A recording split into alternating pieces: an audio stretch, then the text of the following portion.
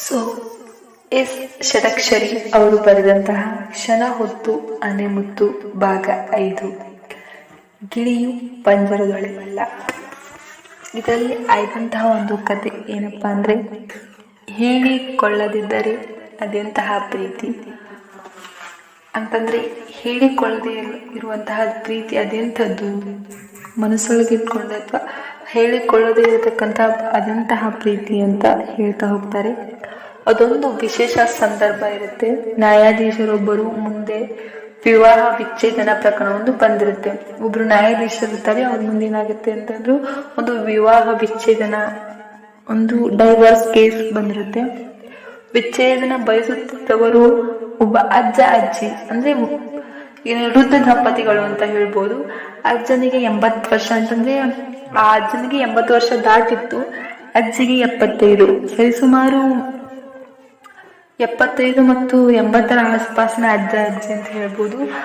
ನ್ಯಾಯಾಧೀಶರೇ ಏನ್ ಮಾಡ್ತಾರಪ್ಪ ಅಂದ್ರೆ, ಆಶ್ಚರ್ಯದಿಂದ ಇಳಿ ವಯಸ್ಸಿನಲ್ಲಿ ವಿಚ್ಛೇದನ ಬಯಕೆ ನಿಮಗೇಕೆ ಅಂತ ಕೇಳ್ತಾರೆ. ಹೌದು, ಇಷ್ಟು ವರ್ಷ ಸಂಸಾರ ಮಾಡ್ಕೊಂಡು ಬಂದಿದ್ರೆ ಇನ್ನೇನು ಹಬ್ಬ ಅಂದ್ರೆ ಒಂದು 10-15 ವರ್ಷ ಬದುಕಬಹುದೇನು, ಈ ವಯಸ್ಸಿನಲ್ಲಿ ನಿಮಗೆ ಏಕೆ ವಿಚ್ಛೇದನ ಬೇಕು, ಏಕೆ ಡೈವರ್ಸ್ ಬೇಕು, ವಿಚ್ಛೇದನ ಪಡಿಲಿಕ್ಕೆ ಏನ್ ಕಾರಣಗಳಿವೆ ಎಂದು ಕೇಳ್ತಾರೆ. ಅವಾಗ ಅಜ್ಜಿ ಹೇಳ್ತದ, ನಮ್ಮ ಮದುವೆಯಾಗಿ 60 ವರ್ಷಗಳಾದವು ಅಂತ. ಅಂದ್ರೆ ಮದುವೆ ಆಗಿ 60 ವರ್ಷಗಳಾದವು. ಇಷ್ಟು ವರ್ಷಗಳಲ್ಲಿ ಅವರು ಒಮ್ಮೆಯೂ ನನ್ನನ್ನು ಸಂತೋಷವಾಗಿದ್ದೀಯಾ ಎಂದು ಕೇಳಲಿಲ್ಲ ಎಂದರು. ಅಂದ್ರೆ ಮದುವೆ ಆಗಿ 60 ವರ್ಷಗಳ ಕಾಲ ಕಳೆದರೂ ಒಂದು ದಿನ ಕೂಡ ತನ್ನ ಪತಿ ನೀನು ಸಂತೋಷವಾಗಿದ್ದೀಯಾ ಎಂದು ಕೇಳಲಿಲ್ಲ ಎನ್ನುವುದು ಒಂದು ವಿಚ್ಛೇದನಕ್ಕೆ ಕಾರಣ ಅಂತ ಅಜ್ಜಿ ಹೇಳ್ತಾಳೆ. ತಕ್ಷಣ ಅಜ್ಜ ಏನ್ ಮಾಡ್ತಾನಪ್ಪ ಅಂದ್ರೆ, ನಾನೇಕೆ ಕೇಳಬೇಕು ಅಂತ ಆಕೆಗೆ ಕೇಳ್ತಾನೆ. ನಾನೇ ಕೇಳಬೇಕು ಅಂತ, ಸಂತೋಷವಾಗಿದ್ದೀತೆಂದೇ ನಾನು ಭಾವಿಸಿದ್ದೀನಿ. ಅಂದ್ರೆ ನಾನೇ ಕೇಳಬೇಕು, ನೀನ್ ಸಂತೋಷವಾಗಿದ್ದೀಯೇ ಅಂತಾನೆ ನಾನು ಭಾವಿಸಿದ್ದೀನಿ ಅಂತ ಹೇಳ್ತಾರೆ. ಅಜ್ಜಿ ಮತ್ತೆ ಹೇಳ್ತಾಳೆ, ನಾನು ನಿನ್ನನ್ನು ಪ್ರೀತಿಸುತ್ತೀನಿ ಎಂದು ಯಾವಾಗಲೂ ಹೇಳಲಿಲ್ಲ ಎಂದರು. ಅಂತಂದ್ರೆ ಅಜ್ಜಿ ಮತ್ತೆ ಹೇಳ್ತಾಳೆ, ಅಜ್ಜ ಅಂದ್ರೆ ಅವ್ರ ಪತಿ ಅವಳನ್ನ ಪ್ರೀತಿಸುತ್ತೇನೆ ಅಂದ್ರೆ ಯಾವತ್ತೂ ಕೂಡ ಹೇಳಿಲ್ಲ ಅಂತ ಹೇಳ್ತಾನೆ. ಅಜ್ಜ ಅದಕ್ಕೆ ಉತ್ತರ ಕೊಡ್ತಾನೆ, ನಾನು ಆಕೆಯನ್ನು ಎಷ್ಟು ಪ್ರೀತಿಸುತ್ತೇನೆ ಎಂಬುದು ಆಕೆಗೆ ಗೊತ್ತು, ಅದನ್ನು ನಾನೇಕೆ ಹೇಳ್ಬೇಕಂತಂದು ಅಜ್ಜ ಅಜ್ಜಿಗೆ ಹೇಳಿರೋದಿಲ್ಲ ಅಂತ ಹೇಳ್ತಾರೆ. ಅಜ್ಜಿ ಮಾತನ್ನ ಮುಂದುವರಿಸಿ, ಅವರು ನನ್ನನ್ನು ಎಂದೂ ನೀನು ಸುಂದರವಾಗಿದ್ದೀಯಾ ಅಂತ ಹೇಳಿಲ್ಲ ಅಂತ ಹೇಳ್ತಾರೆ. ಅದಕ್ಕೆ ಅಜ್ಜ, 60 ವರ್ಷಗಳ ಹಿಂದೆಯೇ ನಮಗೆ ಮದುವೆಯಾಗಿದ್ದಾಗಿನಿಂದ ಇಂದಿನವರೆಗೂ ಆಕೆಯ ಸೌಂದರ್ಯವನ್ನು ನಾನು ಆರಾಧಿಸುತ್ತಲೇ ಬಂದಿದ್ದೇನೆ, ಅದನ್ನು ಬಾಯ್ಬಿಟ್ಟು ಹೇಳಬೇಕೆ ಅಂತ ಹೇಳ್ತಾನೆ.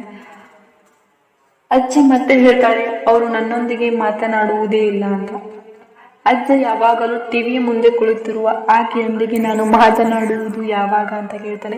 ಅಜ್ಜಿ ಯಾವಾಗಲೂ ಟಿವಿ ಮುಂದೆ ಕೂತಿರ್ತಾರೆ ಅಂತಂದ್ರೆ ಧಾರಾವಾಹಿಗಳನ್ನ ವೀಕ್ಷಣೆ ಮಾಡ್ತಾ ಇರ್ತಾರೆ. ಅಜ್ಜ ಮತ್ತೆ ದೂರನೆ ಮಾಡ್ತಾಳೆ, ಅಜ್ಜ ನನ್ನ ಜೊತೆ ಮಾತಾಡೋದಿಲ್ಲ ಅಂತಾರೆ, ಪತಿದೇವರು ನನ್ನ ಜೊತೆ ಮಾತಾಡೋದಿಲ್ಲ. ಅದಕ್ಕೆ ಅಜ್ಜಿ ಮತ್ತೆ ಹೇಳ್ತಾಳೆ, ಅವರು ನನ್ನನ್ನು ಎಲ್ಲೂ ಹೊರಗೆ ಕರೆದುಕೊಂಡು ಹೋಗೋದಿಲ್ಲ ಅಂತ.